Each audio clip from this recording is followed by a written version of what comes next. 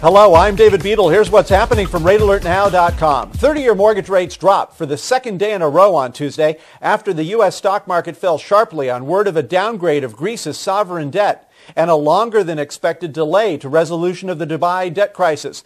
The national average 30-year fixed-rate mortgage is now at 4.5% with 2.5 points, down an eighth of a point from Monday, for a savings of $125 on a $100,000 loan.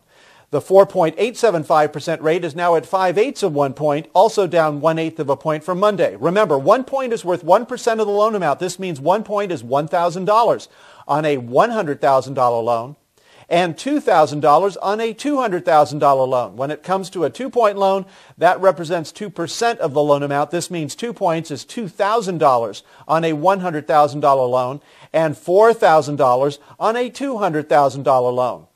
The national average 15-year fixed-rate mortgage was down an eighth of a point, with the 4% rate at 2.25 points, and the 4.25% rate fell to 7/8 of 1 point.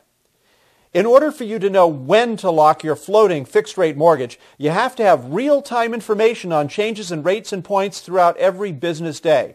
That's where my Rate Alert Now service becomes essential to your rate lock strategy. I'll tell you via regular email and or mobile text messaging when rates are going up, and if you act quickly enough, you may be able to find your local mortgage professional on the phone to lock your rate before the mortgage company has executed an emergency rate change. The cost of my Rate Alert Now service is less than $1 a day.